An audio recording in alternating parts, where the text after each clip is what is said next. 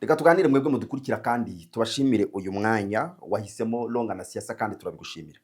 Reka tuganire. Uyu munsi ababirigi nibwo bemeye kurekura impapuro n'amakordone, ubwo muraza kumbwira uko tubivuga, bemeye gutanga kugaragaza ahantu hari amabuye muri Repubulika ya Demokarasi ya Kongo atari yakorwaho. Nibura ubu nonaha baragereranya ko Repubulika ya Demokarasi ya Kongo yaba igifite ubutunzi mu nda y'isi bwa triliyoni 24 z'amadolari ya Leta Zunze Ubumwe z'Abanyamerika. Aya mafaranga arajya kungana n'ingengo y'imari ya Leta Zunze Ubumwe z'Abanyamerika y'umwaka umwe. Aya mafaranga aracyari, iyo ni imitungo iri mu mabuye y'agaciro akiri mu nda y'isi atari yacukurwa. Ubwo rero ababirigi bari barafashe imitsina, baranze kurekura, baranze gutanga inyandiko kuko nibo bahageze mbere mu gihe cya colonization, ariko banga gutanga ibyo bimenyetso ku Banyamerika. Nk'ejo bundi murabizi hari kompanyi yahavuzwe yitwa Cobalt Metals yaje igirana amasezerano nyine nyuma yuko Tshisekedi yari amaze gutanga igihugu, murabyibuka izo historique turi buzigarukeho. Ariko noneho ababirigi banga, kubera ko ababirigi aribo bahazi, banga kubitanga. Buri uretse no mu babiri, uretse no muri Kongo, ntekereza ko no mu Rwanda haba hari ibyo wenda baje gutanga nyuma, cyangwa n'ubu akaba ari nibyo bataratanga, kuko uretse ko twirebera ku mabuye y'agaciro, ariko buriya n'umugogo w'umwami Musinga ngira ngo nibo bawubitse kandi ntabwo urataha. So ababirigi rero muri aka karere baracyafite ibintu byinshi bafite banze kurekura, ariko nibigera kuri aya mabuye y'agaciro ho wumve ko ari conflit zo kuvuga ngo ese coordonnées tuzi Abanyamerika bo bacukure. Abanyekongo batari ko n'uburenganzira bwacu ni mu biduhe, bakavuga bati noneho rero niba tugiye no kubibaha ni mwemere mu bishyire online, mu bidigitalize. Noneho bavuga ko ari impapuro zigera ku ibihumbi 170. Turabibaha ariko mwebwe mu bishyire online kugira ngo buri wese uzajya ubikenera azajya kubibona, kuruta kuba mwebwe twabibaha ngo mubigire umutungo wanyu. Batise mwebwe ko mwabitunze nk'umutungo wanyu. Harimo impaka ndende, reka tubiganireho ku murongo wa telefone. Murankunda twakire Fred Daniel. Fred, mwiriwe? Fred, iyi nkuru ishobora gukora kuri aspect economique kandi nzi ko ubyumva neza, ubwo rero mugerageze mudufasha. Banyamagaraje bakanishi namwe banyarwanda mufite imodoka zitamenyerewe ku isoko ryo mu Rwanda zigakunda kubura amapiyese yo gusimbura yangiritse, mujya mwumva bavuga ko imodoka iyi itabonerwa piyese zisimbura izishaje cyangwa se zangiritse mu gihe mwagize ibyago byo gukora impanuka. Nibyo koko ku isoko ryo mu Rwanda izo piyese nizikunze kuhaboneka, niyo zibonetse uzumva bakubwira ngo izakugeraho mu minsi 30. Nyamara inkuru nziza ni uko ubu bitakiri ngombwa gutegereza iyo minsi yose. Oya, Swatase niyo gisubizo kuri iki kibazo. Swatase igutumiriza kandi ikanakuzanira spare parts za original wari waraburiye ku isoko ryo mu Rwanda mu gihe kiri hagati y'iminsi 2 n'10 gusa. Bifata gusa iminota itarenga 5 kugira ngo umenye igihe PS wari warabuzibonekera n'iminsi bizafata kugira ngo ibikugezeho kandi ku giciro gito cyane. Mu byo Swatasi kuzanira harimo amatara y'imbere n'ay'inyuma, pare-choque, retroviseur, inzugi n'ibindi bikoresho bikunda kwangirika nka systeme ya ABS, bateri za systeme ya hybride, injecteur n'ibindi bikoresho tutarondoye. Izi PS zitumizwa mu Burayi, muri Amerika, muri Asia, i Dubai, Korea, mu Buyapani, muri Taiwan no mu Bushinwa. Tugana dukorera igikondo inyuma ya Nayebu, duhamagare cyangwa utwoherereza ubutumwa kuri WhatsApp 0788 67 85 cyangwa kuri 0787 02 45 13. Wadusura kandi ku mbuga nkoranyambaga zacu kuri Instagram, YouTube, Facebook n'izindi mbuga twitwa Swatasi.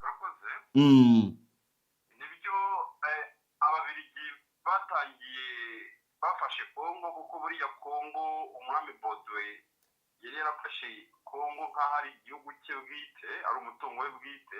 Yego. Buriya Kongo nta nubwo yari koloni nk'izindi, yabaye koloni nyuma y'1908. Umwami Bodwe amaze gutanga.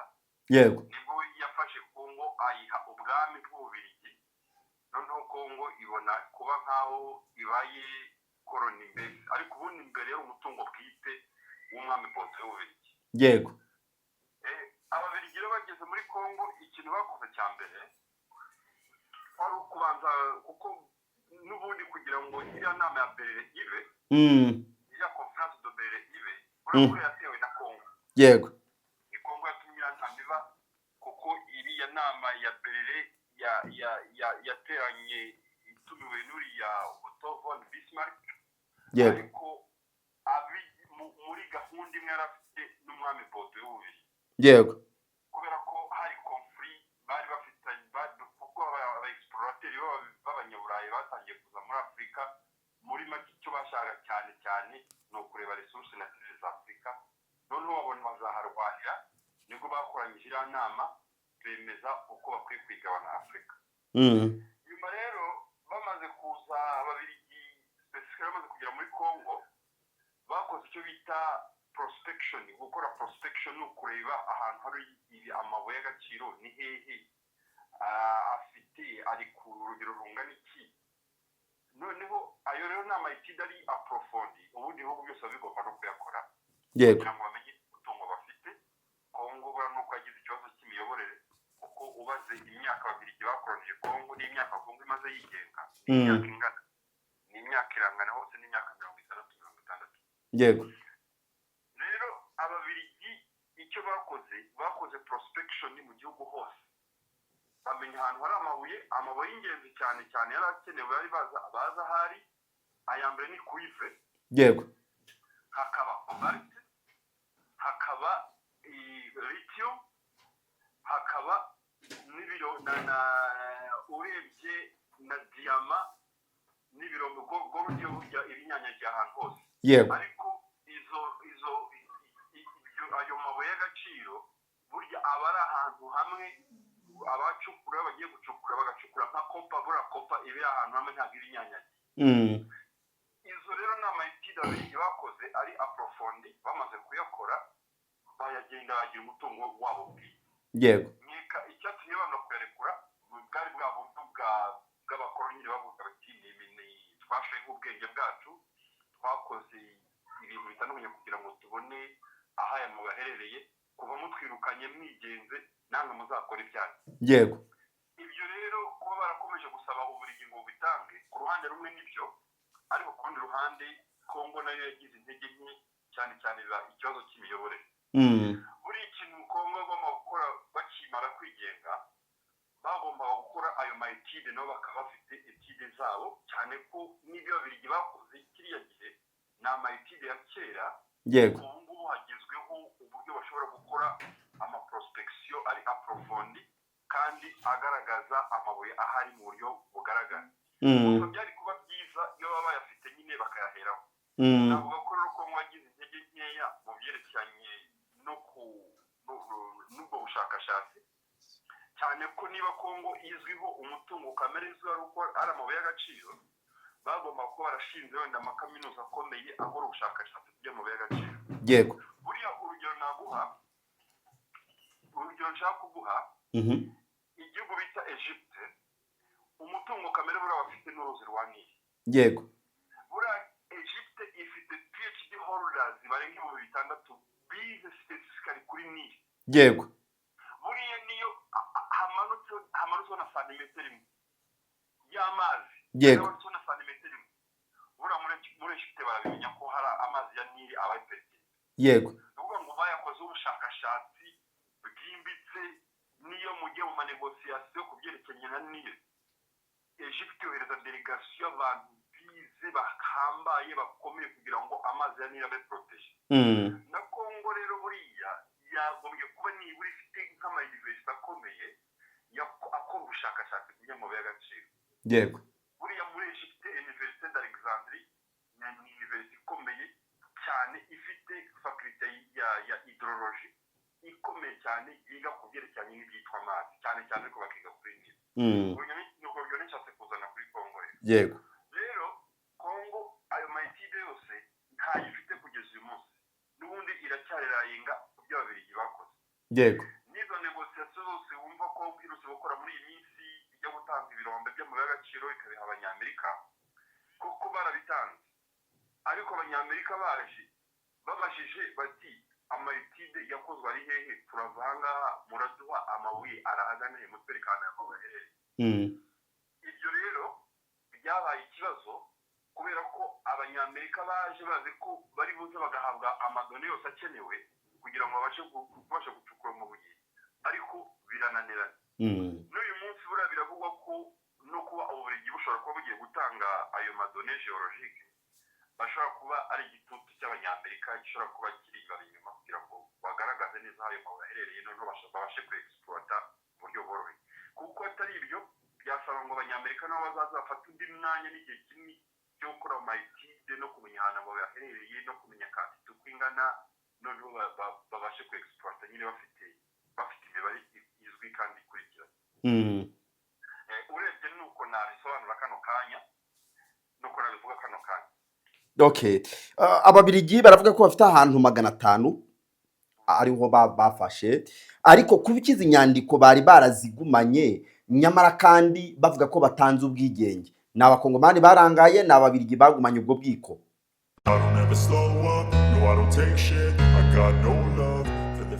Niba uhoraho atari we wubatse inzu, ba nyiri ukuyubaka baba bagokera ubusa, niko Bibiliya ivuga. Gusa hari n'abandi bagokera ubusa biturutse ku kubakirwa nabi kandi bahenzwe cyane. Aba ni nabo babwiwe ko kubaka inzu zigezweho z'ama etaje bihenda. Nibo babwiwe ko mu Rwanda nta bubatsi b'abahanga b'abanyamwuga bahari. Aba rero ni abatazi Molly Group Limited, kompanyi y'ubwubatsi imaze igihe kinini cyane yubaka inzu zigezweho hirya no hino mu gihugu, zaba izo guturamo cyangwa se izo gukoreramo, zaba nini cyane, iziringaniye cyangwa se nto. Dukorera hose mu gihugu. Dufite aba engineer bafite ubumenyi n'uburambe mu kubaka inzu nk'izo tubona mu mijyi iteye imbere yo hirya no hino ku isi. Nta muntu wakoranye na Molly Group Limited ugitangazwa n'imyubakire y'inzu iyo ari yo yose igezweho. Zose turazubaka. Wowe utubwira ubwoko bw'inzu ushaka kubaka, tukagukorera design yayo, tukabara amafaranga izatwara, tukagushakira icyangombwa cyo kubaka ku buntu. Hano ni byiza kubisubiramo. Icyangombwa cyo kubaka tukigushakira ku buntu igihe ari twe tuzakubakira.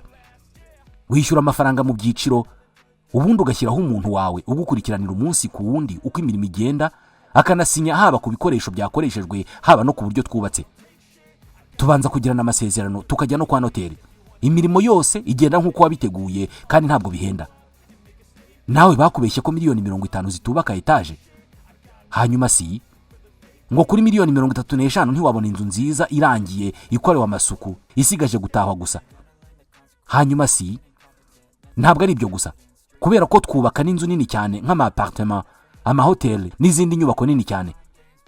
Ubwo kandi ni nako byihuta. Duhamagare cyangwa twandikire kuri 07 87 42 70 wanagana aho dukorera ku Kinamba mu mujyi wa Kigali.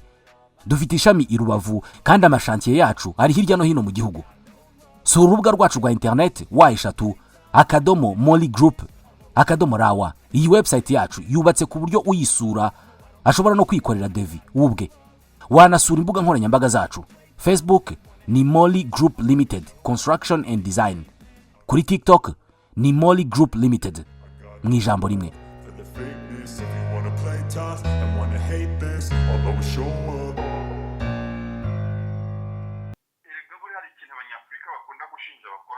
Urebye mbona intege nkeya.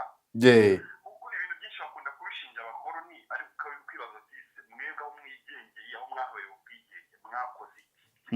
Ni iki mwakoze mu by'ukuri? Yego. Kuko buriya dukunda gukora amatide ari comparative cyane. Buri igihugu nka Nigeria gicukura peteroli, gifite umutungo kamere wa peteroli nyinshi muri Afurika. Yego.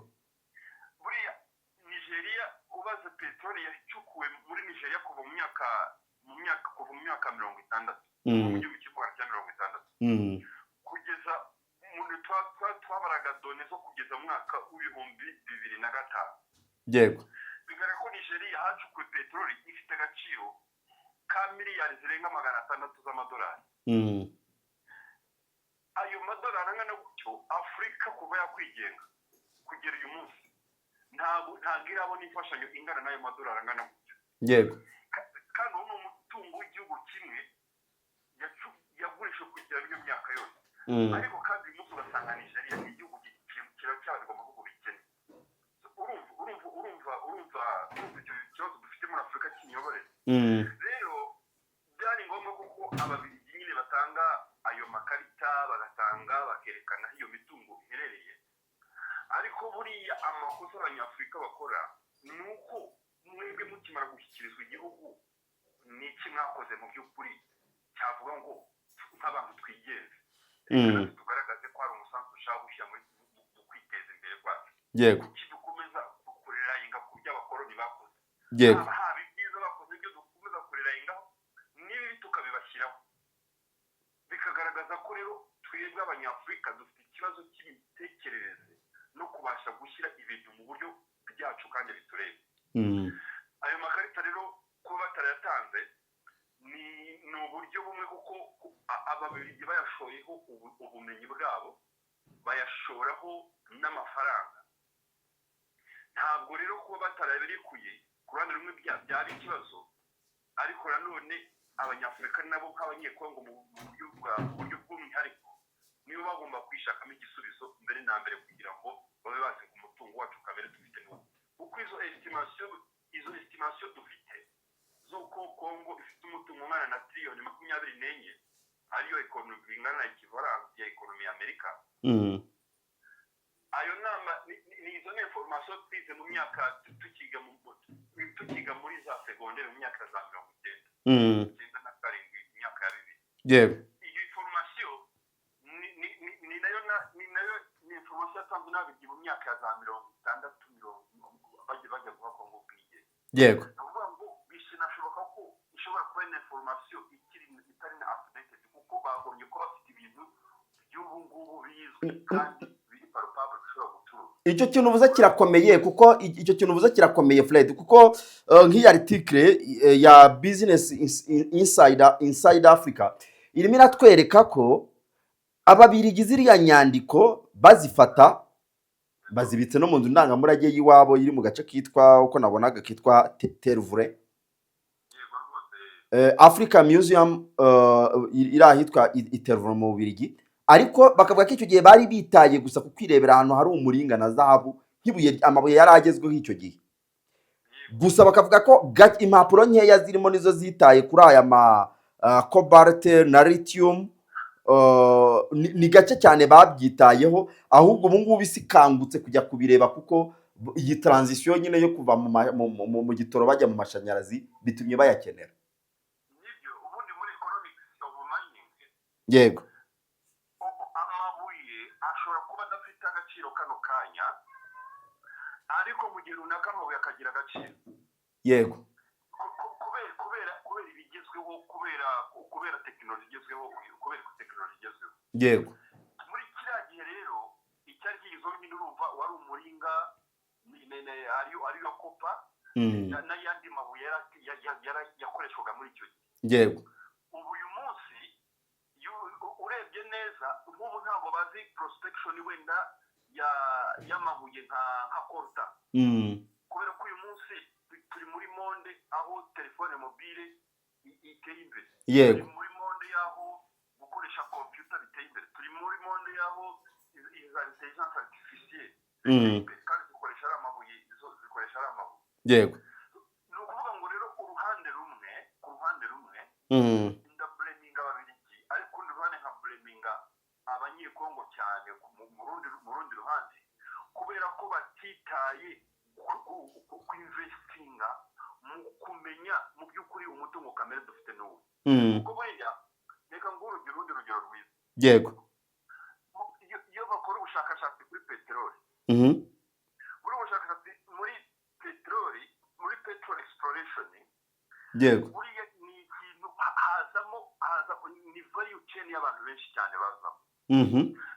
Iyo peteroli ibonetse, izo dokima zigaragaza ngo aha hantu hari umutungo ungana gutya, peteroli ingana gutya. Nibyo babyita, babikora nyine muri icyo bita economic evaluation. Yego. Noneho izo mpapuro uba ari umutungo kamere, ziba zifatwa nk'amafaranga, ziba zifata nko gufata amafaranga kuko nizo zijya muri banki mu bya bigo bikomeye. Noneho kuvuga kubera ko ubushakashatsi bwakozwe aha hantu hari imari ingana gutya, natwe turashora amafaranga angana gutya. Izi mpapuro zicuruzwa kuko ziba zaratayeho umwanya, ubwenge, kugira ngo zigaragaze quantity y'umutungo kamere uri ahantu runaka. Yego. Uyu munsi rero kuba ububiligi buzitanze, niyo mpamvu ushyizeho cyagiye ugapostinga, navuze nti ni byiza kuri Kongo, kuba ibashije kubona izi mpapuro, kuko ziraza kuyifasha koko kubasha kumenya ngo umutungo turi bucuruze ungana iki kugeza mu myaka y'1960, kuko nizo doni zihari. Yego. Biraza kubafasha rero kubiseringa, babyereka abo banyamerika bashaka kubyereka, noneho bibafashe no gukora icyo bita leverage mu byerekeranye no gushaka amafaranga bashobora kuinvestinga. Bibabera iturufu yo gushaka amafaranga. N'ubundi ubanza ari byo bakoze kuko izi mpaka zatangiye kuzamuka mu gihe cy'amasezerano ya Repubulika ya Demokarasi ya Kongo na Amerika yo guhana ayo mabuye y'agaciro kugira ngo nabo bahe amaboko mu by'umutekano. Nibutse abadukurikiye ko mu kwezi kwa kane nibwo abanyamerika bari batangiye gusunikana n'ababirigi abanyekongo basa n'ababivuyemo, hanyuma ababirigi bemera ko koko bafite amapaji 170, ariko ko niba kompanyi y'abanyamerika yitwa Cobalt Metals ibishaka bazibaha, ndetse baza gushyiraho n'itsinda bari kujya kubiganira, harimo nk'uwitwa Benjamin Katabuka, niko bari kubwira AFP. Uyu nguyu asanzwe ari n'umwarimu muri kaminuza ya Lubumbashi, na minisitiri wa mine nabo yagiyeyo. So ikibazo cyavutse mu gihe iyi Cobalt Metals urabizi ko ari imwe mu makompanyi y'abanyamerika nini yaje gucukura amabuye muri Kongo ndetse igirana amasezerano nyine mu mujyo w'uko Amerika yari imaze kuyatsindira muri Kongo. So abanyamerika n'ababirigi ubwo si ikibazo tukirebera kuruta kukirebera hagati y'abanyekongo ubwabo. Noneho n'ubundi uyu munsi ubu ngubu ntabwo ikibazo kiraba icy'abanyekongo, buriya ni negosiyasiyo ziri hagati y'Amerika n'Ububirigi kugira ngo babashe kuririzinga izo mpapuro zibashe kwereka abanyamerika mu by'ukuri ahantu umutungo kamere ukenewe uherereye. Kuko amakuru make abantu babashije kumenya buriya ni uko umutungo kamere mwinshi cyane, umutungo kamere w'ayo mabuye akenewe, buriya umutungo mwinshi bigaragara ko uri mu burengerazuba bwa Kongo, uri mu burengerazuba bwa mu burasirazuba bwa Kongo. Mu gice cy'uburasirazuba bwa Kongo ariko igice kirimo intambara nyine, aricyo gice kirimo intambara nyinshi zidashira. Ubwo rero ugasanga ko n'ubundi niba iki gice aricyo kirimo amabuye y'agaciro menshi kandi ari igice kirimo bigaragara ko kirimo imitwe yitwaje intwaro, n'ubundi ibyo Amerika yifuza bizayigora, kuko Amerika nubwo ishobora kunegosiya na guverinoma, ariko ayo makampani ntabwo ashobora kuza ngo yizane mu bice birimo imirwano adacungiye umutekano.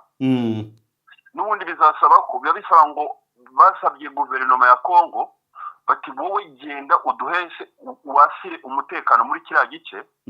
Noneho bigaragara ko mu gihe Kongo, guverinoma ya Kongo izaba yananiwe kuzana umutekano, establishing umutekano muri ibi bice birimo intambara, bigaragara ko mu buryo bwose, mu bundi buryo Amerika ishobora kuzabaca inyuma ikanegosiya na ya mitwe yitwaje intwaro kugira ngo ibashe kugera ku mutungo kamere yifuza. Noneho mu buryo bumwe cyangwa ubuhe, uko guverinoma ya Kongo yabyegispektingaga bibe bitayungukiye, kuko mu buryo bw'imiyoborere bwayo, mu buryo bwa gisirikare itabashije kuzana umutekano ngo ibashe gukomeza kwifite ubusugire bw'igihugu cyose mu biganza byayo. Yego. Aho ngaho ni mu rwego rw'imitungo kamere ndetse n'ubutunzi bwa Repubulika ya Demokarasi ya Kongo, ariko nk'igihugu kiri mu ntambara ntabwo twabura kubiganiraho. Fred, hari itsinda ry'abanyekongo bagiye mu Burundi. Ni itsinda ririmo abitwa ba Martin Fayulu, nabonyemo n'abanyamadini. Baravuga ko bagiye gusaba u Burundi kugira ngo bakemurire ikibazo, ariko bamureba uko nabitekereje, ariko nka perezida nk'umukuru wa Union Africaine, umuntu uri en exercice nyine muri iki gihe. Ariko ibibazo by'abanyekongo ukurikije uko bimeze, urabona u Burundi bufite ubwo bushobozi bwo guhuza abanyekongo. Noneho tubona bari muri opposition ikomeye kuri uriya rwego, no kuba perezida w'ubwe icyemezo ari we ugifitemo ikiganza guhindura itegeko nshinga, kandi ari byo iyo coalition yise muri C64 idashaka, kandi neva akaba ari umusangirangendo ahubwo wa Tshisekedi cyane. Uratekereza ashobora kuba umuntu utafata uruhande mu gukemura izo mpaka z'abanyekongo? Nibyo twakomeje gutekerezaho, uko twakomeje kubibona, kuba Tshisekedi ubwe umugambi yafashe wo gushaka guhindura itegeko nshinga, arabona ko atari umugambi ushobora gupfa kumushobokera byoroshye. Yego. Cyane ko n'uwo yasimbuye Kabila yagigeze ashaka kubigerageza muri 2016, abanyekongo bamubera ibamba, ikibazo birangira umugambi awuvuyeho. Mu bigaragara rero Tshisekedi yabonye ko uko mbibona ni uko yabonye ko imbere mu gihugu ari kurushwa imbaraga, yego, agashaka uburyo yari nawusinga porogaramu yo guhindura itegeko nshinga, agashaka kubinyuza mu buhuza, umuntu wabahuza na opozisiyo kugira ngo abashe kugaragaza igitekerezo cye. yego, amambere buriya perezida wa Angola yigeze João Lourenço yashatse kuba umuhuza, ashatse kuba umuhuza, ashaka kuba umuhuza, ariko mu kuba umuhuza kwe agashaka kwensisita ko Kabila na M23 bagomba kuba muri ibyo biganiro by'ubuhuza bwa kumuhuza na guverinoma, kuko bashaka ko babahuza binyuze muri kiriya bise dialogue nationale inclusive. yego, ibyo ngibyo perezida Tshisekedi arabyanga, yanga ko Kabila aba parti aza mu bantu muri iyo nama, aba parti y'iyo nama, iyo dialogue nationale. ariko kubera imbaraga Kabila afite, ukabona ko South Africa iramushyigikiye, Angola iramushyigikiye, mbese ibihugu byinshi byo muri SADC bishyigikiye ko Kabila akomeza kuba ari image igaragara muri politiki ya Congo. yego, ibyo akaba atari ikintu Tshisekedi akozwa, kubera ko Tshisekedi afite imyumvire y'ukuntu hari ibintu ubona ikintu adashakanye ntabwo aba agishaka. ikindi kuri yamukatiye bakamukatira urwo gupfa, nabyo ni ibintu abantu bo muri SADC batumvise kandi bitabashimishije. yego, ibyo rero bimaze kwanga, bigaragara ko Angola isa naho yivanye muri ibyo biganiro, inijyana ku ruhande. ejo bundi rero yadukana icyo cyo guhindura itegeko nshinga.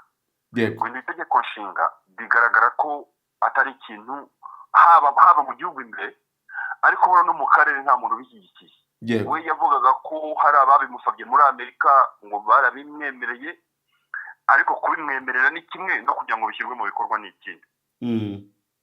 gushaka rero umuntu waba umuhuza akaba perezida Ndayishimiye, simbona ko Ndayishimiye ari kuri calibre yo kuba yaba umuhuza mu buryo bwuzuye, kubera ko afite imiziro igeze kuri ibiri. imiziro kandi icya mbere ni uko ari parti au conflit ziri muri Congo. yego, kuba ari parti kuba afite ari kuri coalition ya guverinoma y'intambara ziri kubera muri Congo, ubwabyo bimwambura kuba yaba umuhuza wizewe. yego, icya kabiri, niba wibuka neza igihe aherutse i Kinshasa, muri parole yavuze ko azakomeza kuba ariye ukomeye wa perezida Tshisekedi. ibyo nabyo ubwabyo ntaho bimuha kuba umuhuza wizewe ku ruhande, kugira ngo abe yahoza guverinoma Tshisekedi na opozisiyo. ikiriho rero ni uko Tshisekedi yashatse ko yamuhuza na opozisiyo. yego, opozisiyo kuba yaje rero yamwumvikaza i Bujumbura, simbona ko hari icyo yategeka opozisiyo ngo igende igire ikihindura kuba bakaba bakomerera umugambi wa Tshisekedi. ahubwo icyo mbona ni ikinyuranyo kiri bube, ni uko opozisiyo iraza guha Tshisekedi, iraza guha perezida Ndayishimiye message, akira Tshisekedi amubwira ko ibyo yatekereje mbese agomba kuzibukira. nahoze numva hari ikiganiro uyu munyamakuru Stanislas Buzakera yahaye Martin Fayulu, amubaza ati, nyakubahwa Fayulu, ko muje Bujumbura, aho ntimwaba muje kugira ngo mufate amabwiriza ya guverinoma ndetse mugambane n'abaturage babagiriye icyizere babari inyuma? Martin Fayulu aramusubiza ati, twebwe ntabwo turi abana, ntabwo ibyo dukora nk'abana, dukora ibyo tuzi. izi ntambara twazirwanye kuva kera, ntabwo uko badufashe batwise amazina y'ibicibwa batugira abantu badafite agaciro. ni umwanya wo kubwira Tshisekedi ko tutazongera kwemera kongera kuducengacenga. yego, ni ukuvuga ngo baje Bujumbura bari ferme, bataje guhabwa amabwiriza na Ndayishimiye, ahubwo nkeka baje Bujumbura muri uyu mutaka w'uko Ndayishimiye ari perezida wa Afurika yunze ubumwe uri en exercice muri uyu mwaka, kugira ngo communication baratanga ibe communication ihawe Afurika binyuze mu muyobozi wayo wa Afurika yunze ubumwe, ariko icyemezo cyo bamaze kugifata ntabwo bashobora kwemerera perezida Tshisekedi ko ahindura itegeko nshinga ngo yongere izindi manda. Yego. Okay. Mu gihe rero byaba bidakemukiye i Burundi, hari ahandi uri kubona bashobora kubikemura? Nta handi mbona hahari, kuko bari bamwumviye cyane ko hari imyigaragambyo bari bateguye agomba kuba ku itariki ya 8. Yego. Iyo myigaragambyo yabaye barayireporse bashyize ku itariki 22 ahari ukwezi kwa kwezi nyine, ariko bigaragara ko ari ikintu giteye ubwoba. Yego. Giteye ubwoba na perezida Tshisekedi ubwe byatumye atumiza iyi nama y'ikubaho kugira ngo bashake uburyo opposition bayihuza bagire message ye. Rero nta bundi buryo mbona buhari. Ikindi kiriho bagomba kunegotiatingiraho, bashaka iki bita dialogue national iri inclusive, ariko ukabona irimo ibice bitatu. Guverinoma yarumva ukwayo, opposition yarumva ukwayo, n'igice cy'amadini kirayumva ukwayo. Guverinoma ariyo ubwo nyine ku ruhande rwa Tshisekedi we yavugaga ko ngo yifuza ko ngo iyo nama ngo yabera mu gihugu, iyo nama yabera mu gihugu. Yego. Ariko nubwo yabera mu gihugu hakaba ari ibice atifuza ko byaba bitayirimo. Yavuga ko atifuza ko wenda M23 yaba yirimo, ntabwo yifuza ko Kabila yayijyamo. None ukibaza uti se dialogue iri inclusive itarimo M23 kandi ari igice gifite ari umutwe ufite ibice wigaruriye wirukanyemo guverinoma. Yego. Ese iyo nama irafata iki ubundi? Ni mu myanzuro yageraho yafata iki? Yego. Ikindi none opposition yo ikamubwira ati twebwe turashaka igihugu twahuriramo ariko tugahura twese. Yego. Haba opposition ikabirimo, imitwe yitwaje intwari ikabirimo, mbese umuntu wese akabero president. Yego. Icyo ngicyo rero urabona ni nkacyo bashatse gukora uyu munsi, ariko mu kugikora yirukanamo iriya shyirahamwe rya Sovoro Congo rya perezida Kabila. Yego. Ndetse na 23 ntiyabara president. Mu by'ukuri ukabona ko n'ubundi icyemezo bashobora gufata ntacyo cyamumarira. Noneho igice cya gatatu kindi kirimo abanyamadini. Yego. Abanyamadini aribo iriya harimo Senko n'ikira bita ECC. Yego. Senko na ECC bo bere kwensista ngo kuri sovereignty y'igihugu no gushaka uko byagenda kose amahoro akaboneka. Ukumva ntibihuje. Yego. Rero iyi nama niramuka itabaye, niramuka nta kigeze bagasubira Kinshasa. Yego. Hari ibyo mbona Tshisekedi ashobora gukora kandi bitazamugwa amahoro, ni ukukora urabona nk'iyi framework Zelensky yakoresheje. Yego. Yo kuba manda ze zararangiye akaba kiyobora igihugu. Kuko hari message Tshisekedi yigeze atanga avuga ati mu gihe uburengerazuba bwa Kongo aribwo burasirazuba bwa Kongo butarabona amahoro ngo ntago azarekura ubutegetsi. Iyo message niyo yarayitanze, ashobora kuvuga ati manda zanjye zirarangiye kandi sinashoboye guhindura itegeko nshinga. Akavuga ati igihugu kiracyari mu ntambara, ntago nabasha gutegura amatora. Ubwo adateguye amatora yaba ari perezida mu byo bita de facto, atari perezida mu buryo buri dojire, mu buryo bwemewe n'amategeko. Yego. Igishoboka kuba rero ni uko ashobora guhirikwa ku butegetsi, ugasanga wenda abaye kudeta baramufashije baramuhiritse ku butegetsi, umuntu araje wenda mu buryo bwa gisirikari afasha ubutegetsi, noneho ateguye amatora. Kuko nadategura amatora kandi agakomeza kuba ari perezida, azaba ameze nk'umuntu wicaye ku magi, mbese umuntu uri aho ngaho hari n'ibyemezo bimwe na bimwe azaba adashobora gufata. Yego. Nk'umuntu uri uyoboye igihugu ariko mu buryo butemewe n'amategeko, ntabwo azaba ari muri manda yatorewe n'abaturage. Okay. Daniel Fred, reka tubashimire rero ku mwanya muduhaye ndetse n'ikiganiro cyagarukaga by'umwihariko kuri kompanyi y'abanyamerika Cobalt Metals iri kuvuga ko ababirigi bayemereye ko bashobora kuyaha impapuro zigizwe n'amapaje 170 ariko zirimo amabanga y'ahantu hagera kuri 500 hari amabuye y'agaciro muri Repubulika ya Demokarasi ya Kongo, ahantu hari harafashwe ibipimo n'ababirigi mbere y'ubukoroni, mbere y'1960 kugeza n'uyu munsi bari batarabitanga. Ariko amasezerano Repubulika ya Demokarasi ya Kongo yagiranye na Amerika akaba yarahatiraga ababirigi kuyatanga, nubwo ababirigi bagendaga bigura intege batabyumva kuko bakomezaga kumva ko ububirigi na Kongo aribo bagomba kubimenya, nubwo Kongo ntabyo yariza ahubwo ari ububirigi bonyine bari butunze iyo mitungo. Mwakoze rero kuri uyu mwanya, ku mwanya muduhaye murakoze. Murakoze cyane. Yego nitwebwe kubashimira Fred. Arakoze cyane Daniel Fred, ariko namwe turabashimira ko mwadukurikiye muri iki kiganiro, hanyuma tubararikire gukomeza kudukurikira muri gahunda zacu za Longa na Siasa. Turazogaruka tureba nanone ahandi bindi. Mugira amahoro.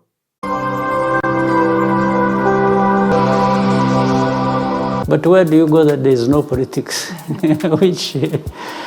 which We have a very strong system because we know what we are doing.